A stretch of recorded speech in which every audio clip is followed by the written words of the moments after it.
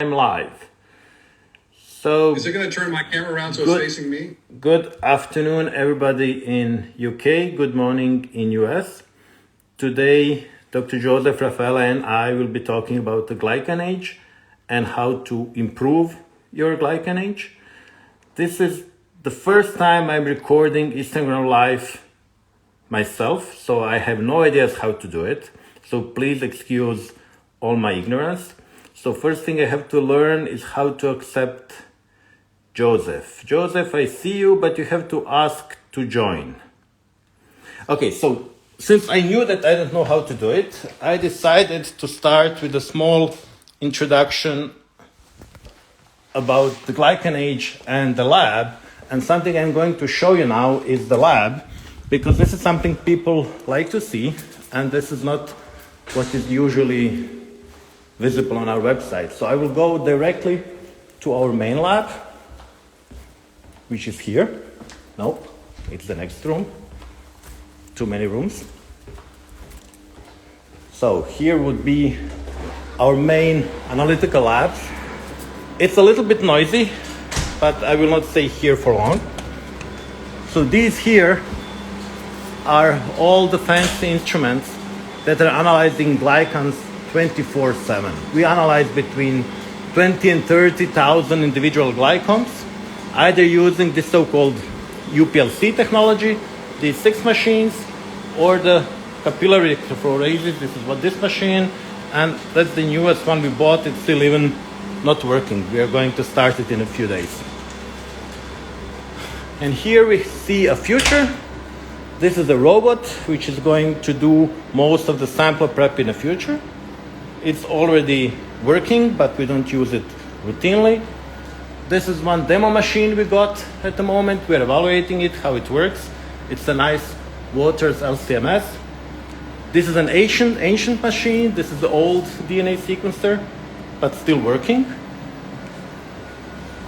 And also here, so I still don't see Joseph. Just a second, whether I can join him. Okay, I accepted Joseph. So here are the most sophisticated machines we have. These are the LCMSs, so the liquid chromatography plus the mass spec. My guys, hold on. Oh, hi Joseph. Nice, Joseph. Can you hear me? Hi Gordon, how are you? Yes, I can. I'm just showing the lab until we learn how this works. Can you see the lab? And so these are the instruments. Not so many people. I can see the lab. Here. Yeah. So I'm going back to the office. So here you can see some of our future work. This is evolution, monkeys, rats, some new proteins, haptoglobin, colorectal cancer, all this fancy new research we are doing, which is actually at the moment still quite far away from application. We are mostly the research lab. And something which we have converted into application, let me just switch the camera. Okay, so it's me again. So something what we moved away from research and converted into a test which people actually use is the GlycanAge. So we started by analyzing thousands and thousands of people, at the moment over 150,000 people, and we learned that glycans change a lot with age. And then we developed this test of biological age, which is measuring how quickly your glycans change, because people, chronologically, you're every year 1 year older. But biologically, your molecules do not follow that pace. Some people age faster, become ill early, in their 40s, in their 50s, while other people can live healthy life until their 80s. And by large, this is our lifestyle. Partly it is genetic, so something is in our genes which we cannot really change, but some things are in other molecules, and among them the glycans. And the GlycanAge test is based on glycans attached to antibodies. So immunoglobulins, which are one of the key elements of the immune system, have glycans, and these glycans regulate their function in a way that they can make them even more pro-inflammatory, or they can make them anti-inflammatory, so they can actually suppress inflammation. And this is something which is changing with age. As we are getting older, our immunoglobulins cannot suppress inflammation anymore, and we become more prone to inflammatory diseases. People develop inflammatory diseases, people develop some cardiometabolic diseases, which also have inflammatory component. And by looking at GlycanAge, we can see how much of these good glycans we already lost and how much of these bad glycans we gained. But this is not something which is unchangeable, this is not fixed, because by changing lifestyle, we can actually improve our glycans, because there are some things you can do in your life to make your lifestyle healthier, but this is not easy, you know. Not eating too much is not easy. Exercising is not easy. Living a non-stressful life, this is not easy. And often we cannot do all of that. We cannot exercise and be on a diet and live a calm and peaceful life. And sometimes we have to make priorities. And we don't know which of those components are the most important. By checking our glycans regularly, we can see what actually works. And as I said, we analyzed over 150,000 people, most of them to research projects, because we are also research. But now more and more, we collaborate with the different clinics, including the one which we will present today, the Raffaele Medical from New York, with Joseph, who is here with us. Joseph, it's so great to have you here. So Great to be here.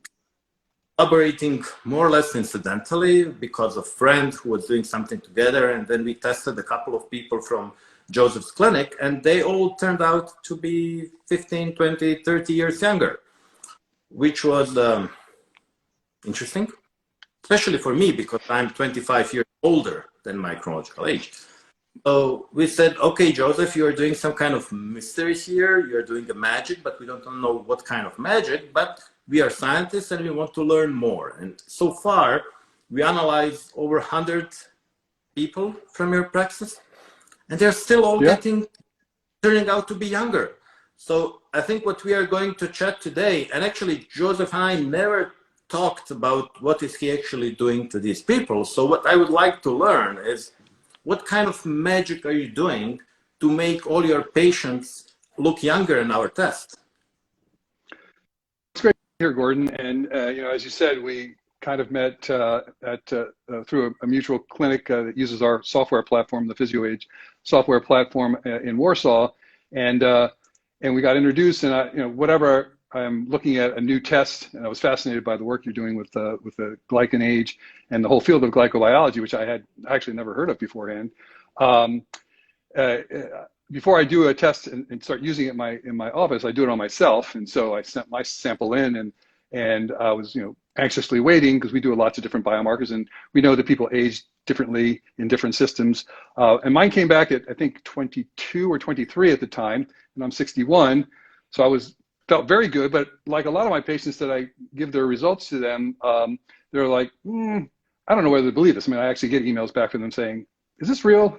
And I tell them, yes, it's based on very good science. That's, you know, like you said, tens of thousands of subjects that have been looked at. So solid data, and these people are coming in a lot younger in my practice. I think the biggest difference is actually 51 years. A male that's 71 and comes in at a GlycanAge at 20. So most of the patients so far have been active patients that have been patients for at least a year, a lot of them 5 to 10 years. So I think it's somewhat of a cumulative effect. But I do have new patients coming in, and we've been checking them at baseline, and most of them are coming in just about at their GlycanAge, or the average. Like the last 10 patients were, I think they were the males, 4 or 5 years younger. The relatively fit people that come to my practice are doing all the things that you talked about that are hard to do. They're already doing them, a lot of them. And then some of the females were just about average for their age. But then when we start them on the program that we put them on, their ages start to drop again. But I think that is a cumulative thing that takes, what I love about the GlycanAge test is that you can see changes within 3 months, and they're quite stable. I've done mine because the first time I was incredulous. I did mine pretty soon afterwards, and I think it was 22 first, and it was 23, and my latest one was 21. So that's very stable for a biomarker of aging, and that's great, because then you can, the changes that occur quickly. You can see them. You can monitor what you're doing and alter your therapy if you need to. I've been doing it on patients now for over a year.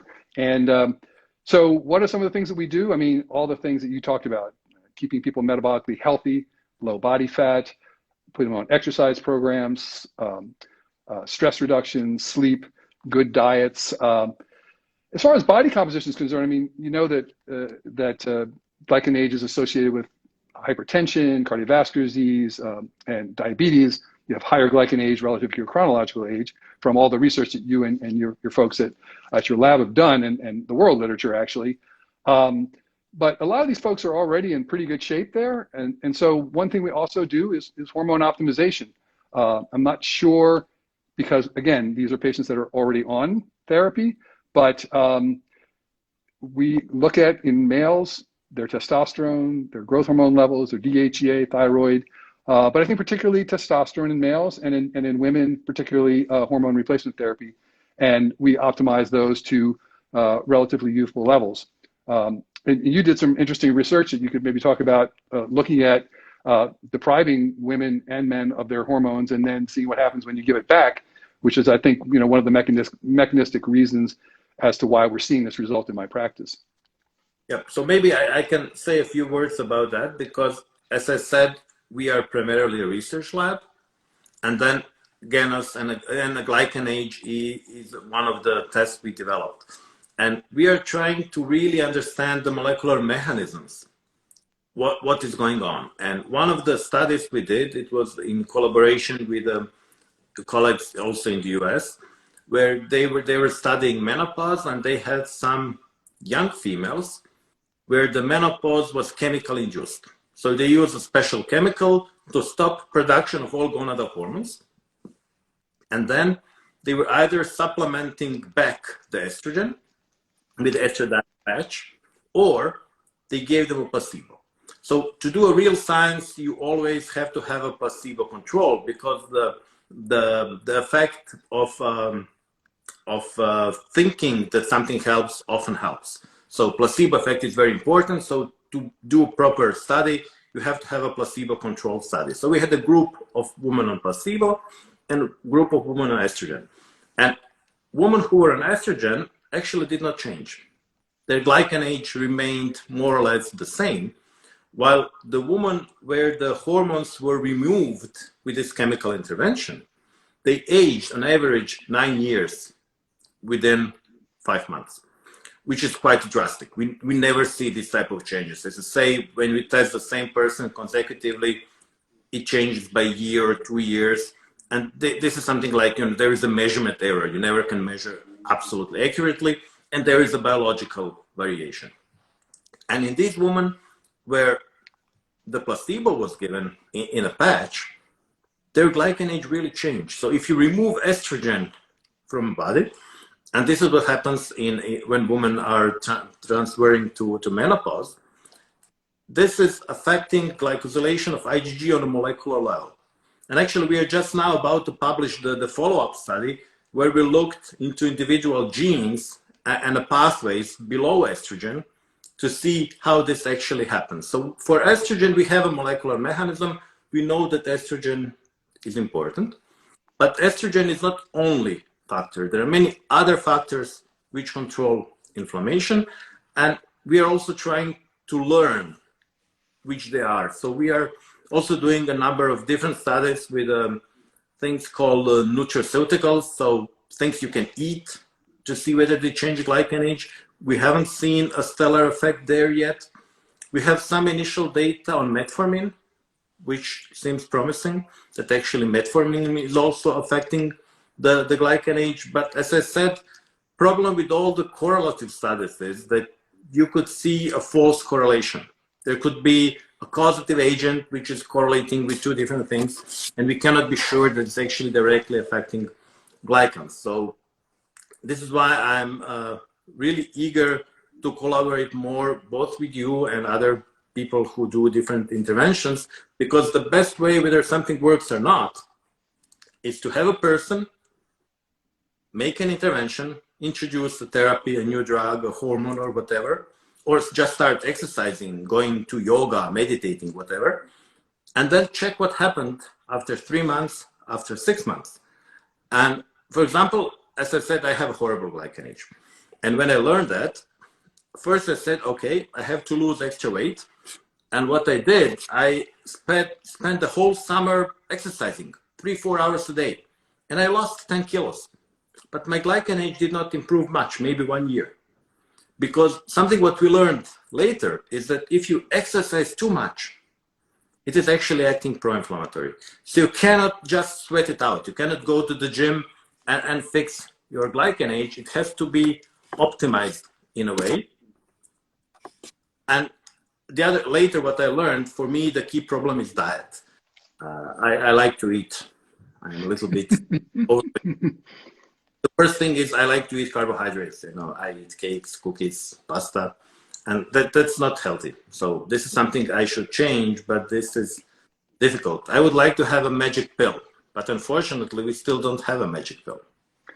Well, I mean, we may have a slightly magic, not necessarily a pill, but a therapy. I mean, I have patients. What's fascinating to me is to see the research that you've done and then to see it actually play out in the practice.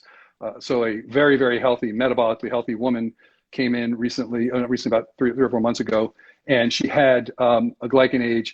You know, her body fat was 22%, which is very good for a woman. That's sort of considered ideal, even into the athletic range. She didn't have any blood sugar problems or any hypertension, but she was postmenopausal, and her GlycanAge was about 11 years older than her chronological age. We put her on hormone replacement therapy with transdermal estrogen and progesterone, a little bit of testosterone. And the follow-up was she was 6 years younger within a 3-month period. And I expect that to continue to go down with time, I believe. Likewise, with males, we see that same thing, you know, a 5 to 7 year reduction within 3 to 6 months. So, you know, and we also have our patients on a full nutraceutical pack looking at reducing oxidative stress, good levels of fish oils, B vitamins, C, all the things that are, you know, thought to be beneficial for reducing oxidative stress and inflammation. But it seems that, at least in the postmenopausal women, that I think really echoes your study, that estrogen, even if you're doing everything right, is still a very important factor. And I think that's how it works for males. I mean, you also did the study where if you knocked out the testosterone, gave it back, but then knocked out the conversion of testosterone into estradiol, which is the same hormone for women, you didn't see that beneficial effect. So that's a word of caution to my colleagues who treat patients, male patients with testosterone, and put them on these things that are called the aromatase inhibitors, which block the conversion of testosterone to estrogen because you know, people think that too much estrogen will make a guy turn into a woman, and you know, a lot of it will do that over time. But estrogen is as important a part of I think the testosterone replacement therapy effect as is the testosterone directly. So I try to be very cautious with that and use those inhibitors. I think because when you drop somebody really low, you just don't get that same effect. And I mean, 25 years average is a very robust effect in the practice. Yes, as I said, you are doing magic, and I'm sure that your patients are very happy. Maybe once things settle, I fly over to see whether you can help me. I'm also horrible, as I said. We've been talking about that for the last 6 months, and now the COVID's calming down a little bit. We could work that out for sure. Okay, something what I wanted to ask you, I don't know whether anybody is doing that. So was anybody trying to give a low doses of estrogen to men? Yeah, so it's not necessary, because if you give testosterone, or even with testosterone, they will produce estrogen. It's a direct metabolite of testosterone. And the higher your testosterone goes, typically the higher your estrogen will go, depending on your body fat level. If your body fat level is higher, you get more of the enzyme that converts testosterone into estradiol. So actually, if you gave estradiol to a man, it may potentially help their GlycanAge, but it will further inhibit their testosterone, because estrogen will inhibit testosterone production from the testicles. through inhibiting the pituitary gland. So you probably would end up getting not the effect that you want. And then you would lose the anabolic effect that testosterone has on muscle. So testosterone is really, you know, 3 hormones. It's directly anabolic to muscle, which means making muscle, reducing body fat. And then its conversion to estrogen is important for brain function, for vascular, for artery health, for bone health, and for immune system health. And then its conversion to dihydrotestosterone, which is the other direct metabolite, the 2 main metabolites, helps with libido and mood and that sort of stuff. So you want to keep them dialed in just right, all 3 of them. Yeah. So it's actually something like an art. You have to be an artist and to balance everything properly. Because, you know, when you think biologically, I'm a biologist, you know, a couple of thousand years ago, nobody was living longer than 30 years. And our genes did not change in the last couple thousand years. So our basic genetics is not optimized for living so longly. And I think, you know, sometimes people say, you know, it's normal to age, but then I like to respond, you know, it's normal to die when you're 30. So if you want to live longer, here, I like what actually David Sinclair says, is that, and he's a very good friend, aging is a chronic disease. And we are learning to manage it because now we live well into our 80s or 90s. Maybe in a couple of decades, maybe our kids will live way over 100. And we just have to learn the molecular tricks, how to help biology, which is not optimized for such a long life, to do it. And I think key problem here is that we are all different.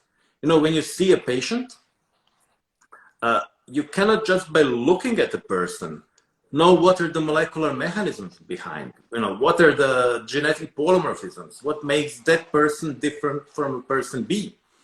And this is one of the reasons why I hope the tests we are developing and the other tests we are developing, and we'll release them in the future, can actually help people like you. So physicians actually treating patients, because I don't treat patients, I'm a biologist, I work in a lab. But if we can develop tests which can help you understand your patient better and get the numerical value, because, you know, you cannot ask a person and get a truthful answer, especially if you talk about the diet and habits. We all lie, you know, people don't tell truth. You tell them, do you drink, how much do you eat?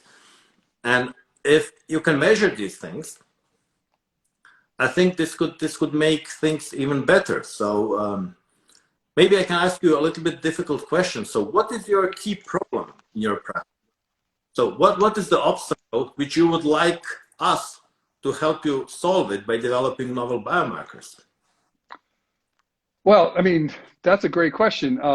I just want to, for a second, step back to what your comment was about aging as a chronic disease. And I believe that is true for the most part. But I think the real message you should take from that kind of a realization is that what we should be treating is not disease. We should be treating the aging process itself even before any disease occurs, because the bedrock from which all these diseases occur is the aging process. And that's what I do in my practice. Most of my patients really are not, they don't carry major chronic disease burdens. I mean, some of them do. I have patients as old as 95 years old. But they're looking to maintain the highest level of function as they can. So what I focus on is exactly what you're talking about, these biomarkers of arterial function, of cognitive function, of pulmonary function, skin elasticity, VO2 max and your functional capacity of your cardiovascular system, to see if my therapies, both exercise, diet, stress reduction, supplements, hormones, and other pharmaceuticals, are affecting those in the right direction. And we have also another set of tests for immune system function that looks at lymphocyte subset panels and the accumulation of senescent T cells. As you're aware of, those are the ones that don't divide anymore and secrete a lot of inflammatory markers. And that's a very helpful set of markers, but it's not as sort of linear across the age range as the GlycanAges. And so having this as another tool to look at whether or not I'm improving the immune system function and reducing inflammation is really great. I mean, in terms of other biomarkers, this one is fantastic. I would love to know more about exactly what's happening. I mean, it's the glycans that are attached to the antibodies, but you know, these sort of patterns of sugar, what parts of it do you think are being altered by, say, the hormone replacement therapy, so we can figure out which dials to turn further? I mean, I measure tons and tons of things in my practice. I can tell whether someone's not eating well or not because their hemoglobin A1C, which is a measure of the sugar attached to their red blood cells, is going to go up, and they, you know, I can tell they're not eating quite right. But I would, you know, love to see further research into what it is about the pattern that's changing, and where we need to target in a more targeted way these individuals. Yeah, so this is the real tough question, because I think glycosylation and glycans in general is something where inter-individual differences are really very important. And when you think about the first biomarkers which are being used are the blood groups, and these are the glycans, chemical, ABO blood groups. And something what we are seeing, for example, even with the very aggressive therapy, like monoclonal antibodies against TNF, tumor necrosis factor, they're shutting down parts of inflammatory pathways, and they will change glycosylation in maybe 30 to 50% of people. In the other 50%, this will not help. So it goes to another pathway. So I think what we'll eventually have to do, we'll have to somehow stratify people into those who respond in the different molecular pathways. And this is what we are currently doing. We are mapping the genes which regulate glycosylation. At the moment, we have over 40 of them. So over 40 potential targets which go towards IgG glycosylation. And some of them could be activated by estrogen. Others could be by some kind of, I don't know, oxidative damage or who knows what. So it's, I think there is a lot of research ahead of us, because this is extremely novel. This is something which is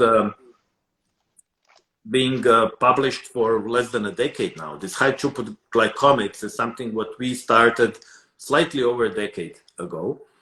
And we analyzed something like 150,000 people, but this is still very small compared to millions of people which have been analyzed for different genetic biomarkers and so on. So I think it is essential to move forward, but I think it's essential to move forward in a smart way. Like, for example, you are treating patients, and then in one patient, things don't work. And then we have to look deeper. We have to look into other pathways, what could be a mechanism blocking, because there could be overlapping things. You know, it could be you fix estrogen, but there's another inflammatory disease going on. For example, what we have also, it's anecdotal, it's not published yet, but for example, people with dental problems, with some kind of inflammation in their mouth, could have much higher GlycanAge. So it could be one rotten tooth, which is actually causing continuous chronic inflammation, which is pushing you toward this more pro-inflammatory state. So it's, you know, for me, this is fun because it's research, and research is always fun. For you, it's a serious work because you have people, you're working with patients, you cannot have fun with them. I can have fun with experiments. So we try to have fun here. We try to have a little fun. You know, you have to go ahead. Yeah, you have to be very careful. You know, you cannot experiment on people and play with them. But it's, you know, by working together, chatting, identifying obstacles, finding solutions, I think we can really help people to manage their health better. Because I think what you said is the real thing. The problem of medicine is that medicine is focusing on sick people. That's way too late. You know, it's not easy to fix something when it's broken. if you wait for your car to stop and then go for maintenance, they can't fix it if you don't change your oil until the machine stops working. So I think it's the same with people. So we have to start thinking about our health while we are still healthy and checking all these potential biomarkers which will change way before we become ill. And for example, we know that glycans change up to 10 years before people develop cardiovascular diseases, before people develop some inflammatory diseases. So it's a kind of an early warning signal.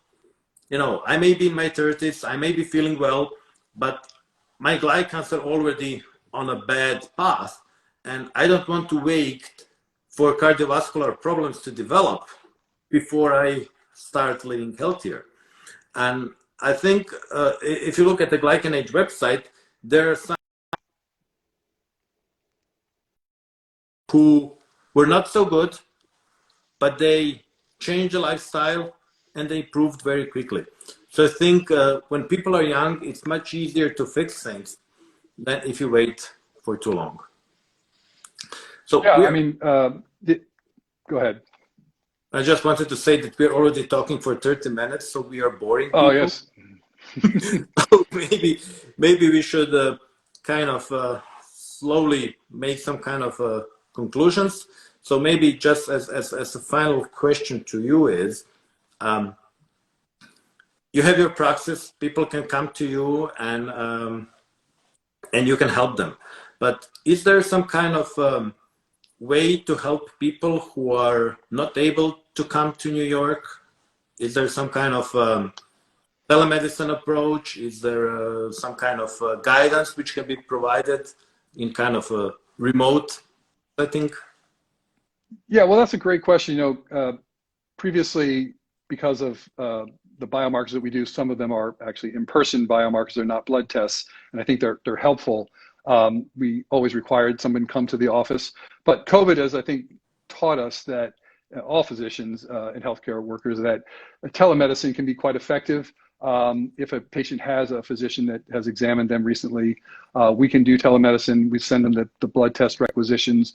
We do a Zoom call or some other kind of video call, and then we can analyze all the data that we have. I would like them eventually to get get to the city, but I do have patients that I treat solely through telemedicine at this point, because as long as they have somebody else examining them and making sure everything's okay there, we have the blood test, we have other diagnostic radiologic procedures that tests that we can do. So I think that's changed medicine, and that's where we are at this point. Okay, so great chatting with you. As we said, we have 130 people so far. We collect a little bit more, and then we try to make some kind of conclusions and see what is the best way. And we try to learn more, and we try to help people to live healthier and actually at the end live longer and not get ill. So yeah, thank you very much. No question about it. You're welcome. And vis-a-vis that telemedicine thing, that goes for you too, Gordon. We got to keep you doing your great science for a long time. So we'll be happy to take a look at you. Yeah, we'll have to do something. Okay, all right. Great. Take care. To you for your time. Right. Bye-bye. Thank you.